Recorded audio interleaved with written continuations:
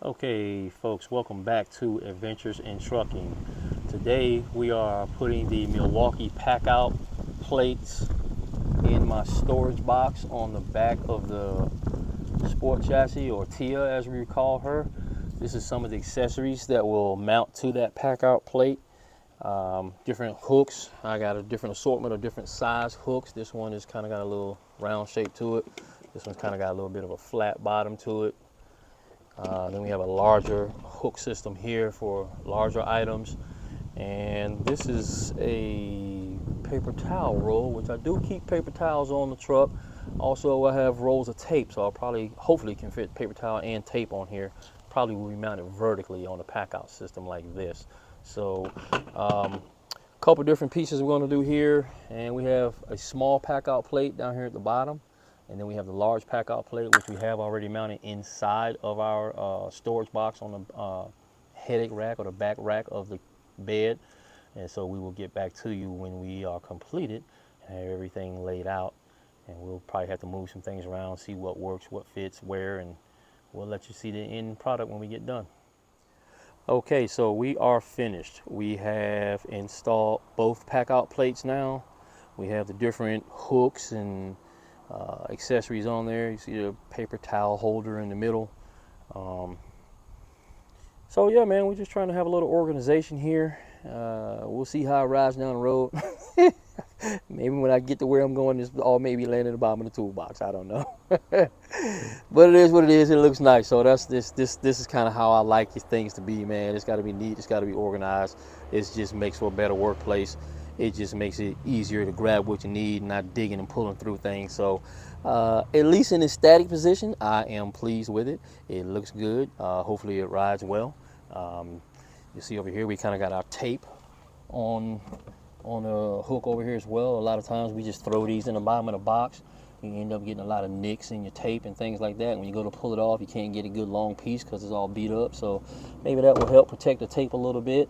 Probably will eventually end up adding another smaller packout plate like this on this side, just to give us more room. Who knows? I may go that way based on what we have over here. So yeah, man, this is what we're going with. We're going to see how it works.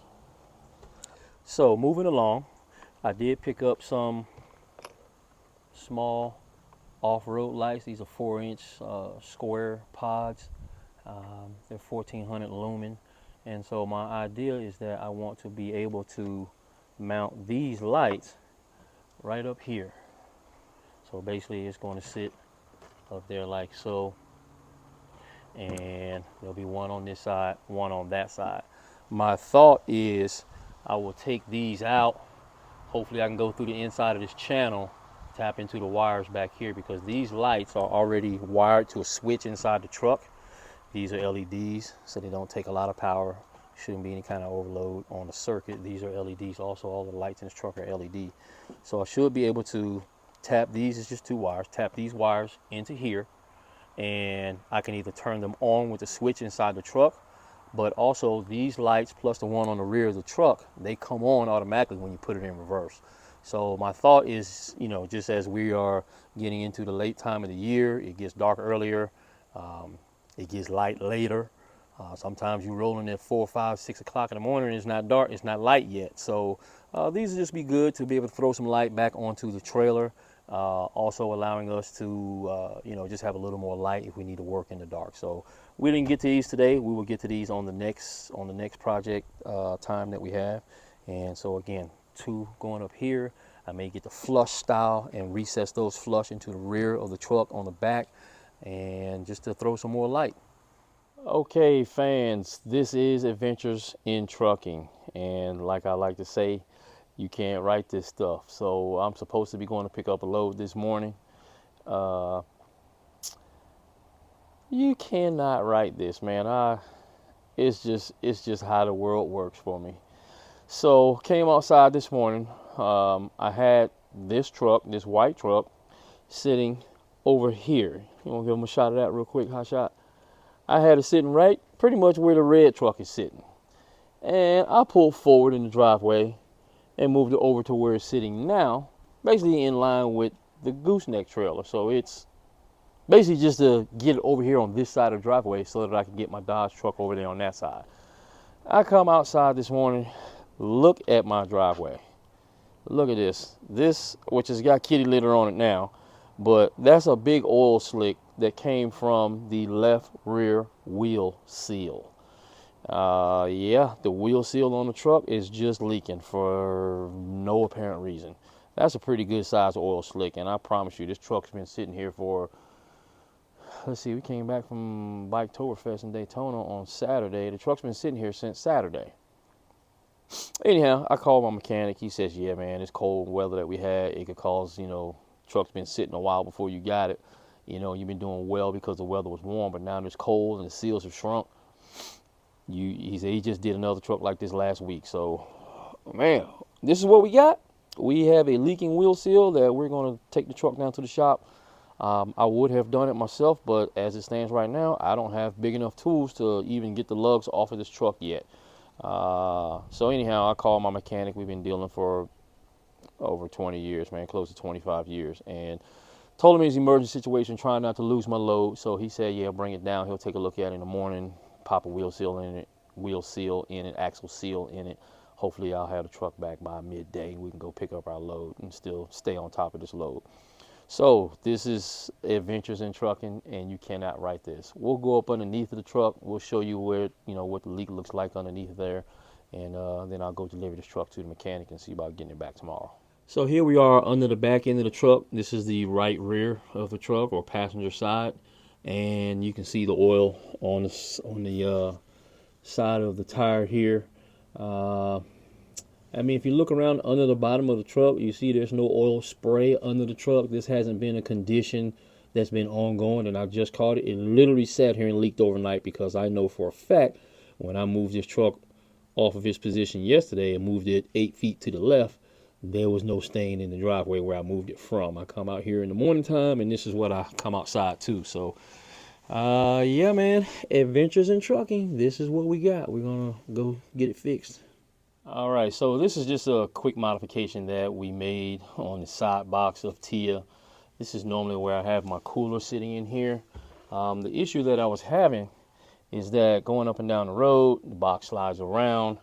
The metal components of the cooler will hit the door, scratching up my aluminum here. Other things have hit the door here. I'll have to go back and repaint over this one. I've repainted over this one, but anyhow, I just made this little restraint system that will hold the cooler in place, keep it from sliding around inside the box. So inside of here, I just cut this little foam mat, and I guess that's maybe about 1 inch thick foam, just to sit the cooler on as another insulating layer. This is a roto molded cooler, and it does do a good job of keeping ice in the cooler. As far as going up and down the road, the thing is that right behind this box, and kind of right up underneath of this box, is the muffler. So this box does tend to be a little warmer inside than what the other box is. So that's why I put the extra insulation mat here, if you will. And basically the cooler itself will just sit in here. It's very simple, very basic, but it keeps the cooler from sliding forward and back. I could have done it the other way where the cooler's up front, but I want main access to this cooler, and I don't want to have to move other things out the way here if the cooler was down there. So non-frequently used items will go up in here just for storage space or whatever, but this is where the cooler will ride from now on. And this will keep this off of my door here from doing this. So just short and sweet, quick and easy, maybe 10 minutes in the whole thing to just scab this together real quick, but it'll do what its intended purpose is, which is to keep the cooler off of here and maybe give a little more insulation to the bottom of it, being that the muffler is right underneath it here. So just another little mod that we made. Also, you'll see where we had put the Milwaukee packout system in the back storage box up here. So this is just something else that I wanted to do and had time to get it done, so there it is. We have a little bit of a different video for you guys this week. We've been off of the road for, I guess, about a week now, and just some other issues that were more pressing here at the house we had to take care of. So we weren't necessarily over the road driving, but we still been here at the house taking care of a little knick-knack issues, one of the things that we wanted to get done was this. Always wanted my little chin lights down at the bottom, chicken lights, whatever you want to call them. You know, truck drivers, we love a lot of chicken lights. So I just love to see these things going down the road on other trucks, and I wanted to put them on TIA. So I mounted them all in this morning and got them all wired up this afternoon.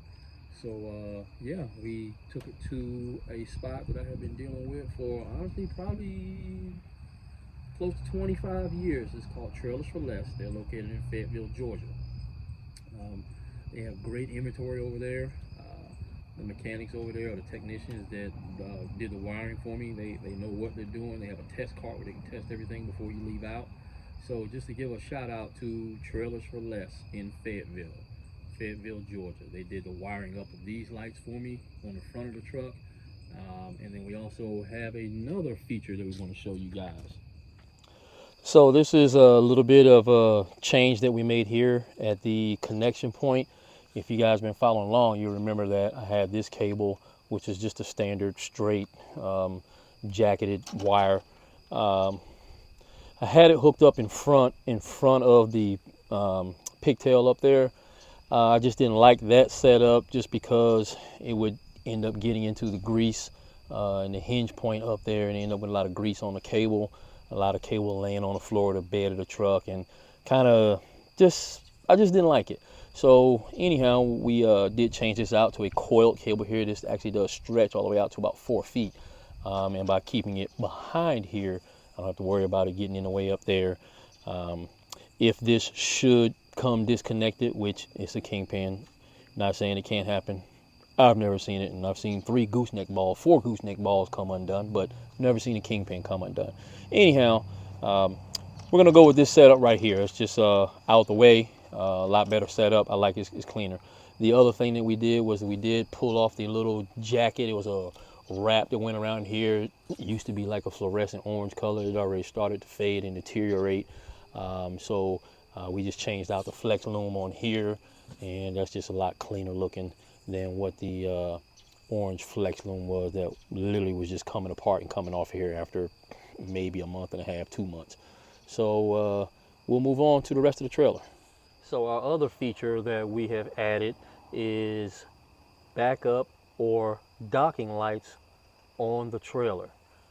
Something I've been wanting to do actually for a long time. I never got around to doing it years ago on my trailers. An idea that I had kind of came up with from the RV industry. A lot of the big Class A coaches, diesel coaches, will have side lights on them and rear lights on them that will light up, you know, just a white light that lights up when you go into reverse. So I kind of use that idea from the RV industry. I haven't seen a lot of semi-trailers that have white lights on them for backing up. So here is what we have: the backup lights on the rear of the trailer, and then docking lights, as they're called on an RV on the side. They're called docking lights. So here we go.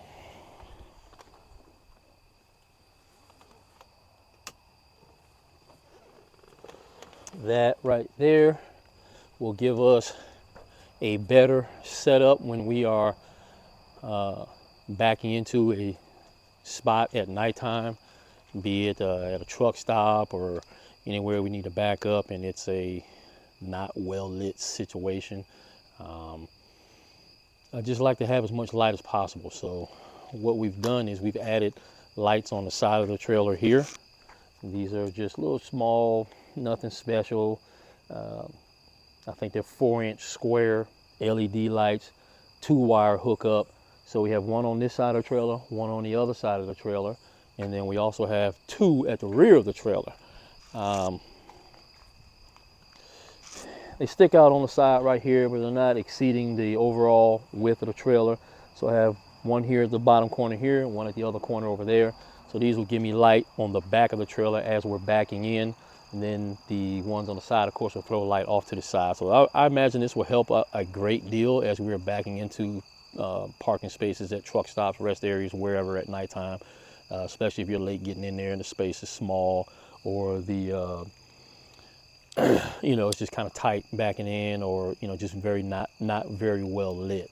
So this is what we came up with, and then you'll see the other lights on the other side. Same setup on both sides, so I'll probably have to do a little adjusting to them and get them to show exactly where I want them to show, or shine exactly where I want them to shine. But definite improvement, and we'll make some adjustments as to how the light reflects and where I want the light reflect.